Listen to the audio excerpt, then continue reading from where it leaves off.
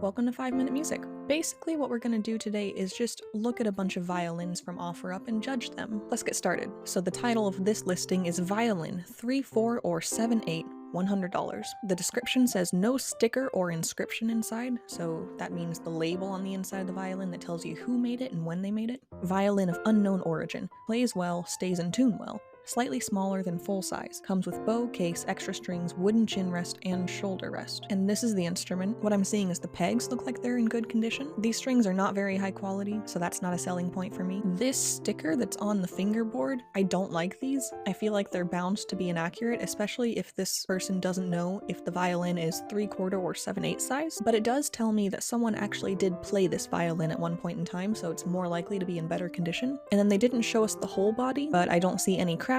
Maybe there are some slight dings around the sides here, but I have those on my violin. The bridge looks to be in decent shape. This bow is just not a very high quality bow in general, so that's also not a selling point. But without being able to play it and just by looking at it, this looks like a decent instrument that's been cared for. And if the size of the instrument was more specific and I needed an instrument in that size, I might buy it for that price. Here we have a 1971 Suzuki violin for $100. I have a 1971 Kiso Suzuki copy of Antonia Stradivarius 1720 4/4 violin. That actually doesn't mean very much. When you have what's likely a factory-made instrument and it says it's a copy of a Stradivarius violin, it mostly just means that it's shaped like a violin. It comes with a case and a bow that needs to be restrung. The violin is in good condition for its age. Well, let's see. Interesting.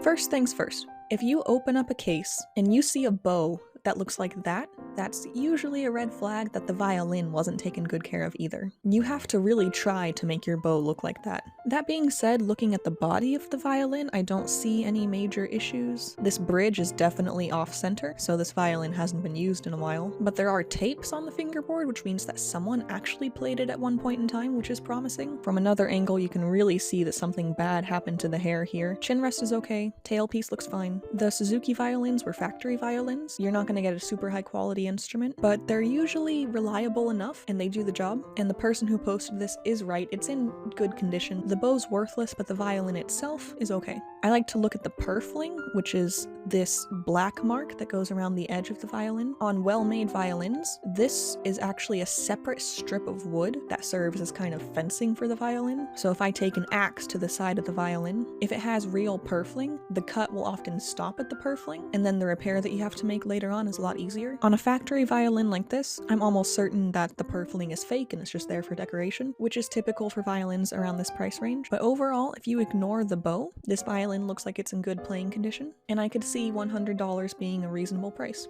Our next $100 violin is the Eastman Violin 100 series. Let's see what 100 series means. This website says they have aged solid tone woods, genuine hand inlaid purfling, genuine ebony fittings, and a glowing amber brown varnish that is durable as well as attractive. Well, let's see. First red flag. Look at what has happened to this bow. That's just really bad. In general, if you're going to purchase a used violin, the bow that it comes with will almost always be worthless. And this is an example of a bow that I would probably not want to spend money getting rehaired. I personally might keep that sort of bow as an example of what not to do to your instrument. But looking at this instrument, obviously lots of spots where it's just been chipped out a bit. No major cracks as far as I can see. For the Eastman 100 series, they said that the fingerboard was made of genuine ebony, but often what they'll do is they'll just take some regular maple or something and they'll coat it so that it turns black and it looks like ebony, and then over time the coating will wear off and the fingerboard will just be brown again. But this looks like it's maintaining its color, which tells me that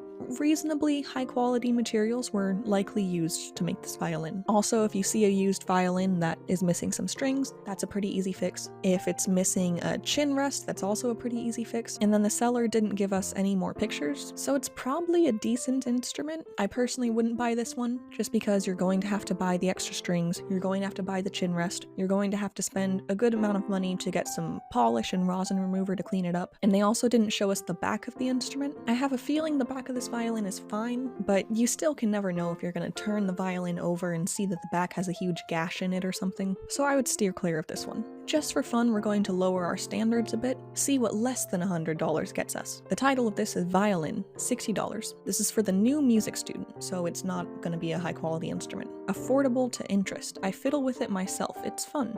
I removed the strings to feel this device for a new set. The bow is excellent. I don't think it's been played much. Good luck. Okay. This seller certainly did remove the strings. So let's just look at this bow for a moment that the seller said was excellent. It's completely warped. So the hair of the bow is like this, and then the stick is like this, which is not supposed to be like that. But yeah, this seller really did just remove the strings. Fun fact, you're not supposed to take all of the strings off at once when you're restringing an instrument. So I see the tail piece here, but I don't know what happened to the bridge. And then they also took the pegs with them when they decided to remove the strings. And sure, the body of the instrument is intact, but I can guarantee you that this purfling is just cosmetic. The picture's blurry, but looking at the grain, it just looks really fake and cheap. And just judging by the fact that the previous owner took the bridge and pegs off of the instrument, that's not promising. I would steer clear of this one. So that's all I have for today. I really enjoy these sorts of things, so I'm hoping to make a series out of this to help people that are buying instruments and they don't know what to look for, and so I can have fun judging things. Thanks for watching.